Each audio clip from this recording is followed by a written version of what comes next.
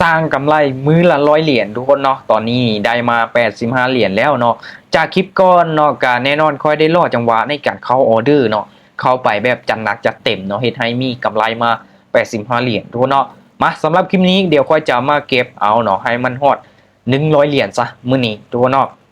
เพราะว่าค่อยเองก็มาเทรดเก็บเอาฮอบดึกเนาะช่วงแรงๆก็บ่ว่างทุกคนเนาะ ถ้างานให้ทุกคนมาเบิ่งเลยทุกคนเนาะมาเบิ่งเลยกราฟกำลังงามเนาะหอบเดึกนี่คอยบอกเลยกราฟงามเนาะคอยมักเทรดคนเดียวตอนหอบเดึกเนาะเห็นให้คอยสร้างกำไรได้หลายเลยแหละเกือบทุกหอบเนาะสำหรับหอบเดึกคอยมักเสียนี่มักเสียหอบแรงๆเนาะหอบ8 โมงหา9 โมงเนาะช่วงนี้นี่มักเสียตลาดผันผวนเนาะแต่ว่าช่วงเดึกนี่กราฟมันค่อนข้างที่จะนิ่งเนาะให้คอยเลือกที่จะเทรดเนาะหอบเดึกเดี๋ยวทุกคนเดินเนาะคนอื่นอาจจะนอนมาแล้วแต่ว่าคอยหนีย่างเนาะหาเงินต่อเทรดต่อทุกคนเนาะก็แน่นอนทุกคนเนาะการสร้างกำไรมื้อละ100 เหรียญเนาะ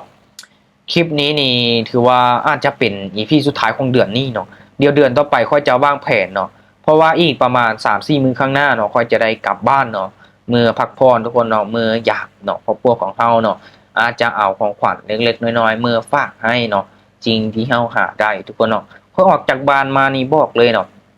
ค่อยบ่มีเงินทุกคนเนาะบ่มีเงินเลยแหละเนาะ มีเงินติดตัวกับ1-2 ล้านเนาะขึ้นมาศึกษาขึ้นมาเรียนต่ออยู่มหาวิทยาลัยแห่งชาติทุกคนเนาะตอนนี้ก็ยังเรียนบ่จบแล้วก็ได้ศึกษาเกี่ยวกับการเทรดได้ลงทุนไปพร้อมเนาะก็มีได้มีเสียช่วงแรกๆแต่ว่าสิ่งที่เฮ็ดให้ค่อยบ่ยอมแพ้ก็แน่นอนเนาะค่อยมีคนซัปพอร์ตเนาะมีคนให้คำแนะนำมีคนให้คำปรึกษาเนาะเฮ็ดให้ค่อยมีความรู้เนาะเฮ็ดให้ค่อยเติบโตขึ้นมาเนาะและก็แน่นอนเนาะช่วง2 ปีแรกๆเลยก็ยังบ่สามารถที่จะสร้างรายรับจังหวัดได้เนาะหลังจากนั้นค่อยก็เริ่มศึกษาพัฒนาตนเองเนาะเฮ็ดให้ค่อยนี้สามารถสร้างกำไรเนาะแน่นอนทุกคนเนาะเฮาปลูกต้นไม้ทุกคนลองคิดเบิ่งเด้อเนาะ4-5 ปีแรกนี่เฮาต้องได้รดน้ำใส่ปุ๋ยพ่นดินให้มันเนาะให้มันเติบโตให้มันเติบใหญ่เนาะก่อนที่มันจะออกมากผลนี่มันต้องได้ใช้ระยะเวลาเนาะแน่นอนเนาะถ้าว่ามันออกมาผลแล้วเฮาจะได้แบบผลตอบแทนมาเลยเนาะช่วง2-3 ปีแรกนี่เฮ็ดหยังก็ยังบ่เห็นผลเนาะยังบ่เห็นผลเทื่อแต่ว่าเฮาก็บ่ได้ท้อเนาะบ่ได้ท้อเฮาก็เฮ็ดมาเรื่อยๆเนาะจนปีที่3ปีที่4ทุกคนเนาะปีที่4เนาะเห็นผลได้ชัดเจนเนาะปีที่3ก็ยังบ่เห็นเนาะ แต่ว่าปีที่4นี่เห็นผลได้ชัดเจนเนาะเห็นให้ค่อยนี้เนาะสามารถที่จะสร้างกำไรกับมันได้ทุกคนเนาะสำหรับคลิปนี้เนาะอาจจะเป็นคลิปสุดท้ายของอ่าสำหรับเก็บกำไรมือละ1 เหรียญทุกคนเนาะอีกประมาณ 3-4 มื้อข้างหน้าเนาะค่อยจะเมื่อกลับเมื่อบ้านเนาะเมื่อพักผ่อนเนาะอาจจะเทรดแน่บางออเดอร์หรือว่า2-3 ออเดอร์แต่ว่าอาจจะบ่ได้เทรดเก็บเนาะให้ทุกคนเบิ่งแบบนี้เนาะทุกคนเนาะก็แน่นอนเนาะ เวลาเทรดเท่ากับเทรดเวลาหาเงินเท่ากับหาเงินเวลาพักผ่อนเท่ากับพักผ่อนทุกคนเนาะใช้ชีวิตให้มันเต็มที่เนาะหาเงินได้เท่ากับจ่ายเนาะจ่ายแนวมันจำเป็นทุกคนเนาะมันจำเป็นมันมีประโยชน์ต่อเฮาเนาะโอเคทางงานมาเริ่มเลยเนาะเดี๋ยวค่อยจะเอากำไรให้มันฮอด100 เหรียญซะมื้อนี้ทุกคนเนาะ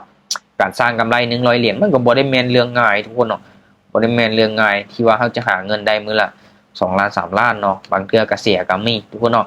มาออเดอร์แรกทุกคนเนาะเดี๋ยวค่อยจะไปอยู่ที่7 เหรียญเนาะ7 เหรียญกราฟทรงนี้งามเลยแหละเนาะสำหรับดอทคอยเนาะเดี๋ยวค่อยจะมาลองเทียบตามเน็ตวอลลุ่มเนาะซื้อขึ้นไปบอกซ้ำเนาะคำสั่งบอกเนาะกราฟของทองคำงามบอกโอเคทองคำกับงามทุกคนเนาะเห็นบอกกราฟฮอบเดิร์กนี่งามเลยแหละเนาะงามเลยตัวนี้อีเทเรียมเนาะอีเทเรียมกับเป็นแท่งที่ชัดเจนบิตคอยกับเป็นเทรนงามเห็นบอเนาะกราฟฮอบเดิร์กทุกคนเนาะฮอบตอนนี้นี่1 โมงเนาะ1 โมงยังละเนาะแน่นอนทุกคนเนาะกำงามเลยแหละกำงามเนาะยอมรับเลยเนาะฮอบเด็กงามเลยแหละงั้นก็เลยมาเทรดเก็บเนาะมาเดี๋ยวจะมาลองเทรดต่างกราฟของทองคำลงเบิ้งทุกคนเนาะกราฟของทองคำลงเบิ้งนะเดี๋ยวจะใช้การวิเคราะห์แบบรวมๆเนาะเบิ้งตามกราฟที่ผ่านมาเนาะตามประสบการณ์ของเขาแน่เนาะเชื่อว่า15 เหรียญนี่เนาะบ่ยากจนเกินไปนะสำหรับคอยเนาะบ่ยากจนเกินไปและคลิปนี้ก็เพื่อที่จะบ่ยาวเนาะโอ้ยเสื้อมันเนาะไปออเดอร์ละ7 เหรียญนี่ต้นทุนเท่า600เขาจะบ่พลาดจนเบิดเนาะออเดอร์นี้ตัดสินใจที่จะซื้อขึ้นไปตัดสินใจที่จะซื้อเลยเนาะมาเบิ้ลน้ำกันเนาะแนวโน้มเป็นขาขึ้นเนาะแล้วมันลงมาพักตัวแดงแบบนี้มันก็มีโอกาสที่จะขึ้นไปต่อได้เนาะแต่บ่ฮู้ว่ามันจะลงมา2 แดงบ่เนาะเพราะว่าเน็ตวอลุ่มก็สีลงมาเนาะเฮาก็เลยตามซื้อเนาะมาลุ้นเบิ้ลน้ำกันว่ามันจะขึ้นไปต่อบ่สำหรับออเดอร์นี้แต่ว่าที่ผ่านมามันก็ลงมา2 แดงเนาะตัวนี้ลงมา2 แดงตัวนี้เนาะ แดงหนึ่งแล้วขึ้นเขียวเนาะส่วนหลายแล้วมันก็มีโอกาสที่จะขึ้นไปต่อได้เนาะแต่ว่ามันห่างออกจาก2เส้นตัวนี้ขึ้นได้บ่อึ๊บ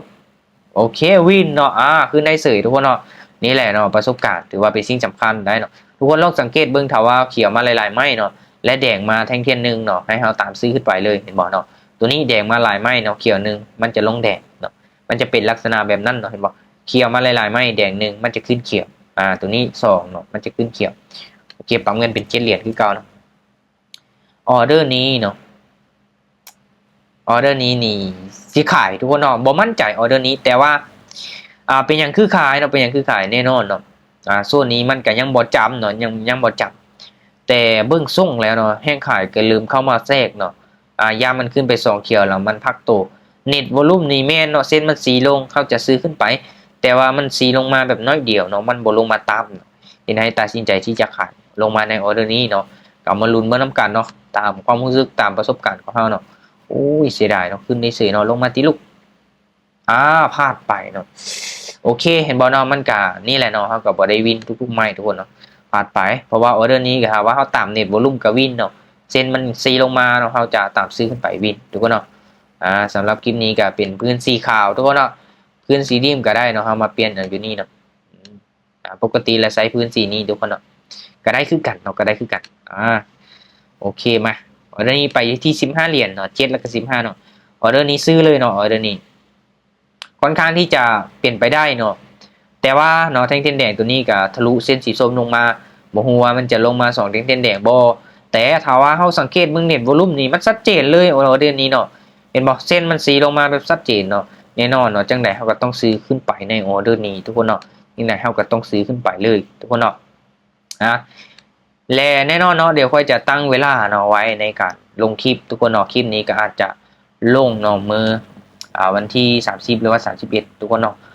แน่นอนให้ทุกคนได้รับชมเนาะแน่นอนทุกคนเนาะกราฟทรงเดิมนี่งามเลยแหละเนาะงามเลยแหละเนาะมาเบิ่งว่าได้กำไรฮอด100แล้วบ่เนาะ100ปลายแล้วที่เนาะโอเคได้99ทุกคนเนาะ99.3เนาะ99.37เนาะยังบ่ฮอดเนาะยังบ่ฮอดเนาะเดี๋ยวจะไปอีกออเดอร์นึงเนาะให้วินอีกจากออเดอร์นึงเนาะวินอีกจากออเดอร์นึงเนาะงามหลายเนาะงามหลายเราจะเอาไปแน่เนาะถ้าว่ามันลงมาเนาะออเดอร์นี้โอเคมันขึ้นไปเนาะขายขึ้นไปต่ออีกเสยเนาะแน่นอนทุกคนเนาะออเดอร์นี้เป็นอย่างคือขายเนาะถ้าว่ามันเมื่อกี้นี้เดี๋ยวมันนิ่งนี่มีโอกาสลงมาแดงเนาะเพราะว่ามันขึ้นมาฮอดฐานตัวเก่าแหละเนาะ2แท่งเทียนเขียวนี่มีโอกาสลงมาเนาะเพราะว่าเน็ตวอลุ่มซีขึ้นเด้เน็ตวอลุ่มก็ซีขึ้นเนาะเราก็เลยต่ำขายลงมาเนาะแต่ว่ามันมีเปลี่ยนแปลงตอนท้ายเนี่ยก็มีความเสี่ยงอยู่ออเดอร์นี้เนาะถ้าว่าวินเท่ากับคูณเงินถ้าว่าวินเท่ากับได้ตามเป้าสำหรับคลิปนี้ทุกคนเนาะข้อเองนี่เอามาเทรดเนาะใช้เวลาบ่ดนเนาะทุกคนเนาะโอเคใช้เวลาบ่ดนเนาะในการสร้างกำไรแล้วค่อยกับพักเนาะเพราะว่าได้ใช้เวลาแบบหนังวิเคราะห์กราฟมือบริเวณบ่เนาะเทรดเอาเนาะทุกคนเนาะถือละน้อยทุกคนเนาะถือว่าได้ตามเป้าเลยแหละเนาะสำหรับรอบนี้ก็ถือว่าประมาณนี้เนาะไปซี่ออเดอร์เนาะเห็นบ่ไปซี่ไหมเนาะเฮาวินมา3พาร์ท1เนาะเห็นบ่เนาะกำไรกันงามๆเนาะฮอด100เหรียญแล้วเนาะสำหรับมื้อนี้เนาะก็แน่นอนทุกคนเนาะสำหรับคลิปนี้ทุกคนเนาะก็อาจจะเป็นคลิปของมื้อละ100เหรียญเนาะมื้อละ100เหรียญ EP สุดท้ายของเดือนนี้เดี๋ยวทุกคนได้เนาะเดี๋ยวเดือนต่อไปค่อยจะวางแผนเก็บเอาใหม่เนาะวางแผนเก็บเอาใหม่คือต้นทุนนี่ในแน่นอนทุกคนเนาะมื้อวานนี้เนาะค่อยติดลบไปเนาะมื้อวานมื้อซื่อเนี่ยค่อยติดลบไปเนาะก็ยังเหลือแต่เท่านี้เนาะค่อยก็บ่ได้ all in ไปค่อยก็สิพยายามเก็บเอาเนาะให้ทุกคนเบิ่งเอาเด้อเนาะต้นทุนถ้ามีนี่ยังเหลือแต่400ทุกคนเนาะตอนนี้ก็ปั้นขึ้นมาฮอด600ปลายแล้วทุกคนเนาะค่อยก็ต้องได้ใจเย็นรอจังหวะเนาะเดี๋ยวค่อยจะแบ่งอีกประมาณ3พอร์ตเนาะ3พอร์ตมีเวลาแล้วก็เข้าไปที่เก็บเอาพอร์ตนั้นจาก50พอร์ตนั้นจาก100พอร์ตนี้จาก100เนาะแบ่งพอร์ตไปทุกคนเนาะแบ่งพอร์ตไปก็จะเวิร์กบ่เนาะให้ทุกคนมาเบิ่งนำกันและแต่ละพอร์ตก็แน่นอนเนาะค่อยอาจจะบ่ได้เข้ามาเทรดทุกมื้อเนาะช่วงใดที่ตัวเองว่างรู้สึกว่าอยากเทรดผ่อนคลายอารมณ์ดีค่อยเข้ามาเทรดเนาะแต่ว่ามื้อใดที่ค่อยบ่ว่างค่อยงุนงิดเนาะอารมณ์บ่ดีแน่เฮาก็บ่เทรดทุกคนเนาะหลักๆอารมณ์ก็เป็นสิ่งสำคัญเนาะในการวางแผนก็สำคัญคือกันทุกคนเนาะก็พยายามมีระเบียบวินัยกับตัวเองให้หลายขึ้นเนาะหลายเลยแหละเนาะเฮาต้องมีระเบียบวินัยกับตัวเองหลายขึ้นเนาะบ่ว่าจะเฮ็ดหยังถ้าว่าเฮาขาดระเบียบวินัยเนาะขาดความสม่ำเสมอนี่เป็นไปได้ยากที่เฮาจะประสบผลสำเร็จทุกคนเนาะในการเทรดนี่ก็คือกันเนาะถ้าว่าใครที่เป็นทีมงานที่อยู่ในกลุ่มอยู่ในทีมบ่ค่อยก็พยายามตั้งใจเนาะข้อยเองก็ มัดพื้นล่ะเนาะที่ว่าจะแบ่งปันความรู้ที่ค่อยมีให้เนาะทุกคนบ่เข้าใจตัวใดก็ถามได้เนาะเวลาว่างเนี่ยก็ตอบอันเทื่อก็ตอบช้าแน่เนาะถ้าว่าไผที่เติมถอนเนาะแต่ว่าค่อยตอบช้าก็โทรมาก็ได้ทุกคนเนาะโทรมาก็ได้เนาะก็แน่นอนทรงที่บ่ว่างเนาะก็ขอโทษขออภัยทุกคนเนาะทรงว่างก็เติมถอนให้ไว้ปกติทุกคนเนาะแน่นอนต้องได้ศึกษาทุกคนเนาะลงทุนแบบเฮามีความรู้แท้ๆเนาะและห้ามเอาเงินหอนมาเทรดเด็ดขาดทุกคนเนาะ